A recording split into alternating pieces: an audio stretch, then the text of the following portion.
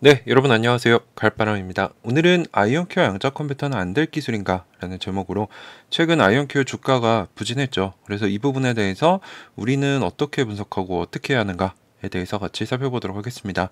그래서 제 부제로는 가격과 가치의 차이가 곧 주식 투자에서의 수익인데 지금 가격은 부진한데 가치는 어떤가 같이 살펴보자는 거죠. 자, 그래서 오늘 영상 프리뷰를 좀 적어봤습니다. 그래서 시킹알파라는 미국의 주요 이 주식 커뮤니티 언론에서 한 하위 등급의 투자 블로거, 애널리스트도 아니었고 블로거였더라고요. 이 사람이 부정적인 기사를 냈고 지금 공매도도 끊임없이 주가를 끌어내리고 있고 최근 CPI가 예상치를 상회하면서 금리나 기대감까지 꺾이면서 아이온큐 주가가 8불 또는 7불 후반대까지 하락을 하고 있습니다. 그렇다면 우리가 이제 양자 컴퓨터 그 중에서도 아이온큐 장기 주주로서 체크해야 할 부분은 무엇인가? 제가 봤을 때 차트는 아니다라고 말씀을 드립니다. 차트를 보고 성공한 사람은 없습니다. 그래서 우리가 체크해야 될 바는 이 기업과 이 기술이 잘 가고 있는가? 라고 말씀을 드릴 수 있을 것 같아요. 그래서 저는 차트는 잘 보지 않습니다. 먼저는 이 아이온큐는 잘하고 있는가? 저희가 먼저 살펴봤죠. 그래서 오늘 이 해당 기사, 이 사람이 쓴 기사의 댓글들로 서양인 투자자들은 어떻게 보는지 살펴볼 거고요. 이 아이온큐가 여전히 잘하고 있는가는 제가 이전 영상에서 이미 다뤘습니다. 그래서 여기에 카드에 띄워드릴 테니까 궁금하신 분들은 그거 보시면 될 것 같고요. 결론적으로는 양자 기업 중에 기술적인 부분으로 누가 앞선다고 말하기에는 어렵습니다. 왜냐면 고객에게 실제 양자 컴퓨터로 가치를 창출해준 기업 자체가 없기 때문에. 그래서 요거는 차치하고 그러면 실물 양자 컴퓨터를 판매해서 돈으로 인정을 받은 기업이 어딘가? 요거를 봤을 때는 아이온큐가 유일무이하다. 라고 보는 거죠. 실제로 낸 매출을 공개하고 있고 이게 계속 늘어나고 있죠. 근데 다른 기업들 같은 경우는 뭐 배치를 했어도 이게 판매한 건지 아니면 자기들이 투자한 건지 공개를 하지 않고 금액도 공개하고 있지 않기 때문에 지금 현실적으로 나온 외형적인 면에서는 아이온큐가 제일 잘하고 있다라고 저는 보고 있고 제가 그 부분을 지적하자 이 사람도 동의를 해줬고요. 그렇다면 양자 기술은 안 될 기술인가?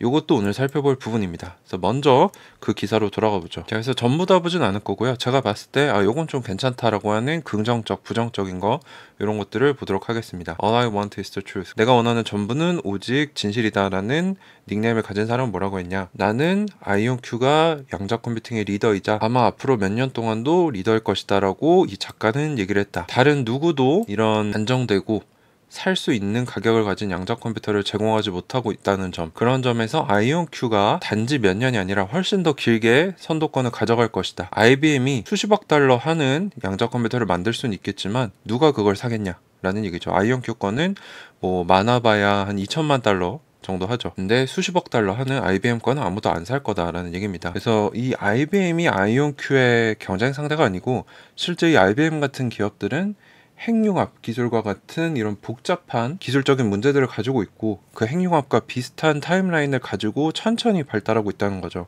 그래서 아이온큐의 선도권이 더 지속이 될 거고 아이온큐만이 유일한 선도 기업이다라고 얘기를 하고 있습니다. 그리고 스미슨 웨슨이라는 사람이 제가 궁금해했던 걸 물어봐 줬네요. 그래서 작가는 이 아이온큐에 대해 숏 포지션, 공매도 포지션을 가지고 있느냐? 내 생각엔 그런 것 같다라고 했더니 스테픈 토빈이라는 사람이 저는 공매도 포지션을 가지고 있지 않고 저는 오직 매수만 한다. 그리고 아이온큐에 대해 뭐 작년만 해도 매수 등급을 줬는데 이미 거래를 끝냈고 지금 이 기사는 매도가 아니라 중립 등급을 주고 있기 때문에 자기는 공매도 하지 않았다라고 하는데 참고로 이 기사 자체에 내가 공매도 포지션을 가지고 있지 않다, 매수 포지션을 가지고 있다라고 명시하지 않았기 때문에 이 사람의 말은 믿을 수가 없습니다. 기사에 써 있으면 그건 법적 책임을 물어야 되는데 여기에 나온 거는 법적 책임을 물 그게 없기 때문이죠. 그리고 이 캐시 우드라는 그 아크인베스트의 수장의 이름을 약간 언어 유희한 사람인데 이 사람이 뭐 아이온큐 악감정이 있나 봐요. 굉장히 안 좋은 댓글들을 어마어마하게 많이 달았더라고요. 그래서 이 사람 거를 좀 보면은 지금 연준의 주요 인사들이 금리 인하를 하지 못할 것이다 라고 얘기를 합니다. 그래서 다음 달에 CPI가 또 안 좋다면은 중소형주들한테 좋지 않을 거다. 그래서 이 10년 국채 수익률이 5% 이상으로 올라갈 수도 있고 아이온큐의 주가도 5불 밑으로 쉽게 떨어질 수도 있다. 그래서 양자 컴퓨팅이 뭔지 모르더라도 결과는 좋지 않을 거다라고 남겨놨습니다. 그래서 여기에 대해 테일러 이라는 사람은 뭐라고 했냐?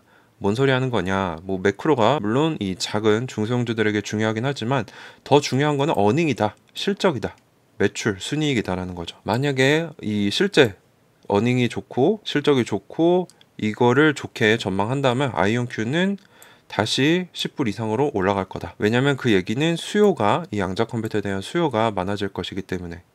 하지만 좋지 않은 전망을 준다면 주가는 계속 떨어질 것이다. 그래서 매크로도 중요하지만 실제로는 회사의 실적이 더 중요하다는 거죠. 그래서 이 얘기는 뭐 피터 린치도 했던 얘기랑 결을 같이 하는 것 같습니다. 그리고 아이온큐는 이미 많은 현금을 가지고 있기 때문에 돈을 대출받고 있지 않다. 그래서 다른 중소형주들처럼 이 고금리에 타격을 많이 받지는 않습니다. 그래서 실적이 중요하다. 좀 악플을 달고 있는 사람한테 좀 큰 시야를 가지고 큰 그림을 봐라라고 얘기를 합니다. 그 스테픈 토빈 블로거는 또 뭐라고 하냐. 그래서 테일러 이와 많은 부분에 동의를 하지만 만약에 증시가 떨어진다면 중소형주도 같이 떨어지는 경향이 있다. 그리고 아이온큐 양자 컴퓨터가 한 1,800만 불 정도 하는데 이게 고금리에서는 그렇게 좋은 가격은 아니다라고 얘기를 하고 있어요. 그래서 여기에 대해서 또 테일러 이는 스테픈 토벤한테 그 말도 물론 맞는 말이다. 하지만 이 양자 컴퓨터라는 게 이런 기업들에게 경쟁사들에 비해 앞서갈 수 있는 그런 매력들이 있기 때문에 그 부분에 대해서는 크게 걱정하지 않는다. 그리고 이미 AI 관련된 제품에 대한 예산이 어마어마하기 때문에 AI에 굉장히 무겁게 투자하고 있는 기업들이 양자에 대해서도 투자를 훨씬 더 많이 시작할 것이라고 생각을 한다라는 의견을 남겨줬습니다. 그래서 이 캐시 우드라는 사람은 뭐 어닝이 실제로 있냐, 그들은 적자이고 매크로는 좋지 않다, 뭐 이런 얘기를 하면서 계속 뭐 아이온큐의 적정가는 이불이다라는 얘기를 계속 하고 있는데 뭐 부정적으로 보는 사람은 뭐 어떻게 설득할 수가 없죠. 그래서 기업의 가치는 보는 사람마다 다를 수가 없고 실제로 누가 옳은지는 시간이 지나봐야 아는 겁니다. 그래서 저 같은 경우는 아이온큐의 가치가 높다라고 생각하는 사람이기 때문에 뭐 요거는 지켜볼 일입니다. 그래서 이 사람 보면은 계속 악플을 달고 있는 걸 볼 수 있죠. 이 사람 같은 경우는 아마 아이온큐에 뭐 공매도를 했다가 돈을 잃었던지 뭐 이런 좀 원한이 좀 있는 것 같습니다. 자, 그리고 티키바 캐피털이라는 이 투자 그룹에 있는 사람은 뭐라고 했냐. 이 사람의 기사에 대해 뭐 재밌는 논제긴 한데 너무 많은 개인적인 상상이 들어가 있다. 그래서 투자에 대한 통찰력의 면에서는 좀 부족한 것 같다라고 합니다. 그래서 이 사람 같은 경우 양자는 아직 초기이고 왜 유일하게 이 상업적으로 판매를 하고 있는 양자 컴퓨터 기업의 투자 등급을 내리느냐, 그건 좀 이상하다. 그리고 그 이유가 작가가 생각하는 이론적인 상상이기 때문이죠. 그리고 그 작가가 예로 든 앞서고 있는 기업들은 아직 진짜 상업화된 제품을 내지도 못했다는 거죠. 그래서 제 생각과 일치합니다.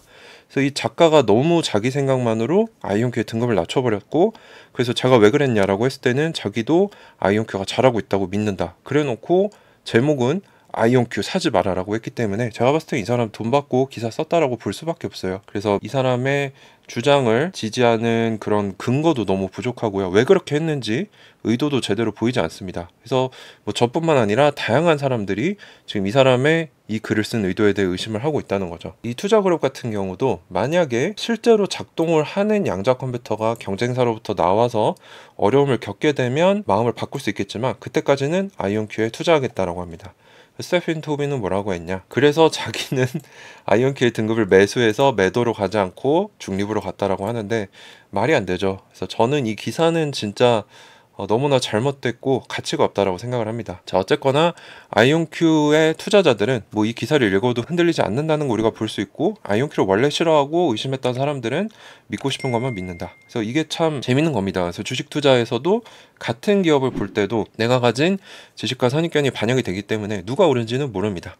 근데 이제 시간이 흐르면 그 결과를 알 수 있겠죠. 그래서 저 같은 경우는 이 기사는 별로 의미가 없다. 그 다른 아이온큐 투자자들도 그렇게 보는 것 같습니다.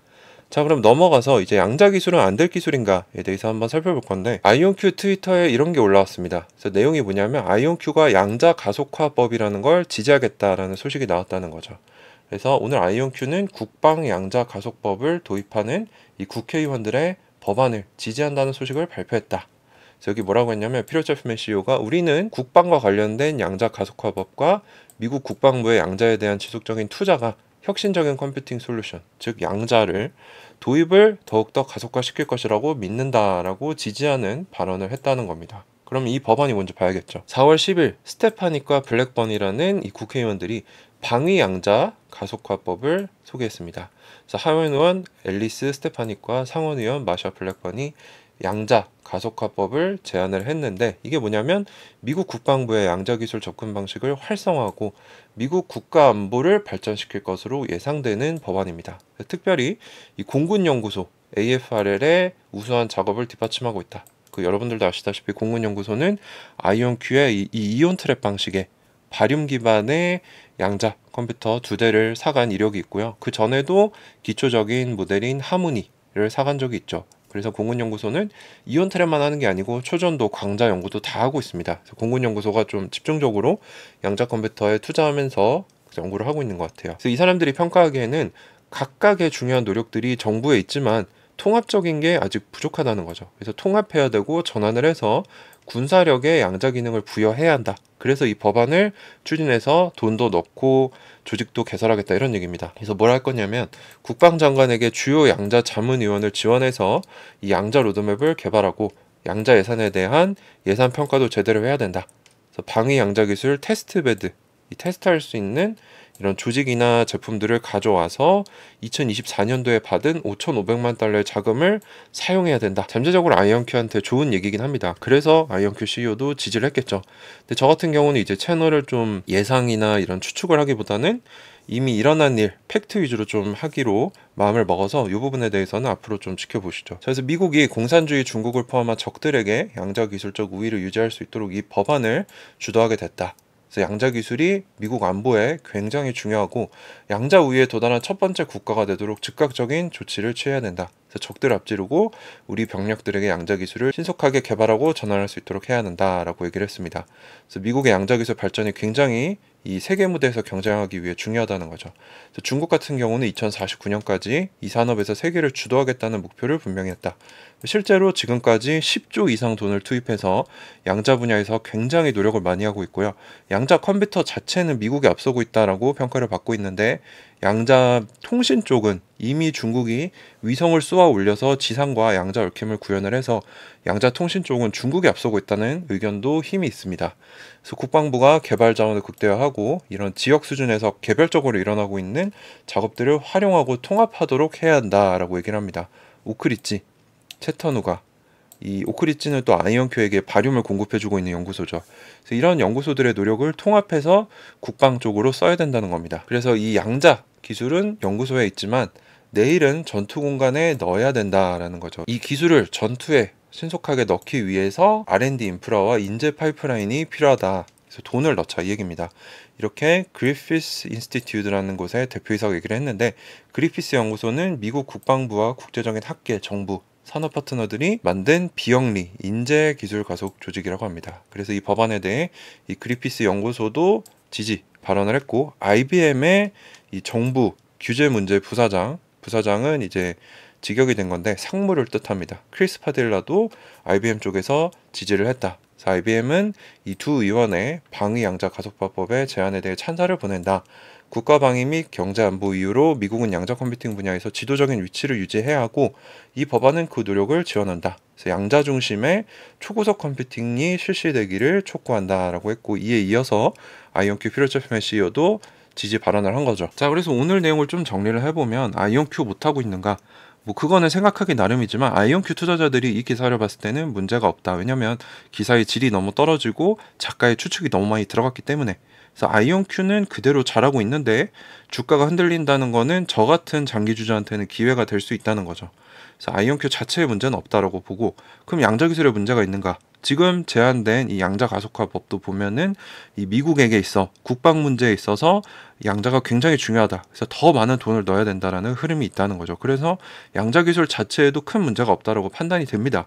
그래서 제가 봤을 때 아이온큐와 양자 컴퓨터 안될 기술인가? 이 부분에 대해서는 아니다라고 판단이 되고요.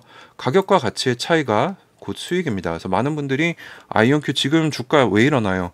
뭐 이게 지금 모든 상태를 반영해 준다라고 하시는데 잘못 알고 계신 겁니다. 주식은 단기적으로 그 가격이 실제 가치를 반영하지 못합니다.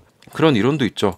이게 시간이 가면 갈수록 주인은 이 가치는 계속 우상향하지만 그걸 같이 산책하는 줄의 메인 개는 왔다 갔다 한다는 거예요. 근데 결국에는 장기적으로 가치와 가격이 수렴하게 되는데 제가 봤을 때 아이온큐의 가치는 여전히 높다라고 판단을 하고 있습니다. 물론 이거는 제 개인적인 의견이니까 틀릴 수도 있고요. 참고만 해주시면 좋겠습니다. 네, 오늘도 긴 영상 끝까지 시청해주셔서 감사드리고요. 도움이 되셨다면 구독 한 번씩만 꼭 부탁드립니다. 구독, 좋아요 부탁드리고 오늘 영상은 여기서 마치도록 하겠습니다. 감사합니다. 가을바람이었습니다.